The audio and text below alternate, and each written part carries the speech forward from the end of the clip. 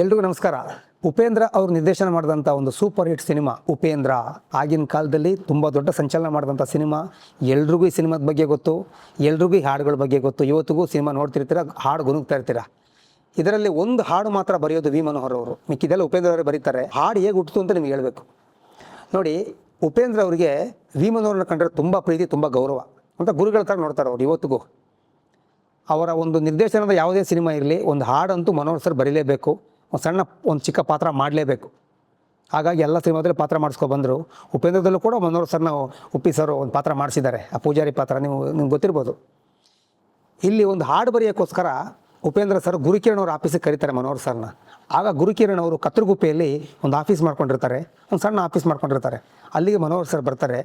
Situation ಮಾತ್ರ ಹೇಳಿದ್ರೆ ಸಾಕಿತ್ತು, ಆದರೆ ಉಪೇಂದ್ರ ಅವರು ಪಿನ್ ಟು ಪಿನ್ ಆ ಸ್ಕ್ರಿಪ್ಟೆಲ್ಲ ಹೇಳ್ತಾರೆ.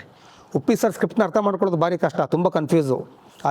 ಉಪೇಂದ್ರ ಇದೆಲ್ಲ ಎಂಥ ಕನ್ಫ್ಯೂಸ್ ಇರುವಂಥ ಆ ಒಂದು ಸ್ಕ್ರಿಪ್ಟ್ಗಳು. ಅದನ್ನ ಮನೋಹರ್ ಸರ್ನ ಕೂರಿಸ್ಕೊಂಡು ಅವ್ರು ಹೇಳ್ತಾರೆ, ಮನೋಹರ್ ಸರ್ ನನಗೆ ಸಿಚುವೇಶನ್ ಹೇಳಿ ಸಾಕು ಅಂತ. ಇಲ್ಲ, ಪೂರ್ತಿ ಕತೆ ಕೇಳಿ ಅಂತೇಳಿ ಪಿನ್ ಟು ಪಿನ್ ಸಿನಿಮಾ ಹೆಂಗೆ ಬರುತ್ತೋ ಹಂಗೆ ಹೇಳ್ತಾರೆ ಉಪ್ಪಿ ಸರ್ ಮನೋಹರ್ ಸರ್ಗೆ. ಪರ್ಸನಿಫೈ ಮಾಡುವಂಥ ಕತೆ ಅದು. ಅಂದರೆ ಮನಸ್ಸಿಗೆ ರೂಪ ಕೊಟ್ಟ ಕತೆ. ತುಂಬ ಚೆನ್ನಾಗಿದೆ ಸ್ಕ್ರಿಪ್ಟ್ ಇದು. ಈ ಥರ ಯಾರೂ ಟ್ರೈ ಮಾಡಿಲ್ವಲ್ಲಪ್ಪ, ದೇಶದಲ್ಲೇ ಯಾರು ಟ್ರೈ ಮಾಡಿಲ್ಲ, ಈ ಥರ ಸೂಪರ್ ಆಗಿದೆ ಅಂತ ನನಗೊಂದು ಅವಕಾಶ ಬಂತು ಹಾಡು ಬರೆಯೋಕ್ಕೆ ಅಂತೇಳಿ ಮನೋಹರ್ ಸರಿಗೆ ಖುಷಿಯಾಗುತ್ತೆ. ಆಗ ಉಪೇಂದ್ರ ಅವ್ರ ಕತೆ ಎಲ್ಲ ಕೇಳಿದ ಮೇಲೆ ಇಲ್ಲಿ ನಾನು ಅಂತೇಳೋ ಒಂದು ಪದ ಯೂಸ್ ಮಾಡಿಕೊಂಡು, ಎಲ್ಲ ನಾನೇ, ನಾನು ಬಿಟ್ಟರೆ ಏನಿಲ್ಲ, ಜಗತ್ತೇ ನಾನು ಅಂತ ಒಂದು ಅಹಂಕಾರದಲ್ಲಿ ಬೇಕು. ಆ ಹೀರೋ, ಆ ಕಥಾನಾಯಕ ನಾನು ಅಂತೇಳೋ ಪಾತ್ರ ಅಲ್ಲಿ ಅಹಂಕಾರದಲ್ಲಿ ಆಡಬೇಕು ಅಂತ ಹಂಗೆ ಬರೀರಿ ಅಂತಾರೆ. ಆಗ ಮನೋಹರ್ ಸರ್ಗೆ ಒಂದು ತಲೆಗೊಂದು ಪಾಯಿಂಟ್ ಹೋಗುತ್ತೆ. ಸಿನಿಮಾ ಹೆಸರು ಉಪೇಂದ್ರ, ಆ್ಯಕ್ಟ್ರು ಉಪೇಂದ್ರ, ಅವ್ರನ್ನ ಪ್ರೀತಿಯಿಂದ ಉಪ್ಪಿ ಅಂತ ಕರೆಯೋದು. ನಾನು ಅಂತ ಬರೆಯೋದಕ್ಕಿಂತ ನಾನು ನುಡಿ ಹಾಕ್ಬಿಡೋಣ ಸ್ಟಾರ್ಟಿಂಗು ಅಂತಾರೆ. ಏನು ಅಂತ, ಉಪ್ಪಿಗಿಂತ ರುಚಿ ಬೇರೆ ಇಲ್ಲ ಅಂತ ಹಂಗೆ ಹೇಳ್ತಾರೆ ಮನೋಹರ್ ಸರ್. ಉಪ್ಪಿ ಸರಿ ಖುಷಿಯಾಗ್ಬಿಡುತ್ತೆ ಅದು. ಸಖತ್ತಾಗಿದೆ ಇದನ್ನ ಮಾಡಿ ಅಂತ. ಅಲ್ಲಿ ನೋಡಿ, ಆ ಅಪ್ಪಿಗೆ ಆಗೋಯ್ತು, ಉಪೇಂದ್ರ ಹೆಸರು ಬಂತು, ಉಪ್ಪಿ ಅಂತಲೂ ಬಂದಂಗಾಯಿತು. ಉಪ್ಪಿಗಿಂತ ರುಚಿ ಇಲ್ಲ ಅಂದ್ರೆ ಉಪೇಂದ್ರನಿಗಿಂತ ಟ್ಯಾಲೆಂಟ್ ಯಾರಿಲ್ಲ ಅಂತ ಬರ್ದಂಗೂ ಆಯಿತು. ಈ ಥರದೆಲ್ಲ ಬರುತ್ತೆ ಅಲ್ಲಿ.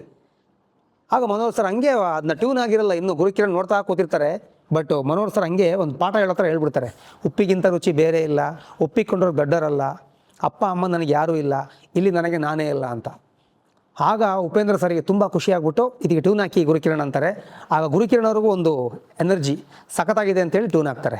ಉಪ್ಪಿಗಿಂತ ರುಚಿ ಬೇರೆ ಇಲ್ಲ, ಸಣ್ಣ ಜಲಕ್ಕು, ಬಾ ವಿ ಲವ್ ಯು ಬಾ ಅಂತ ಅದು ಕಚ್ಕೊಳ್ಳುತ್ತೆ.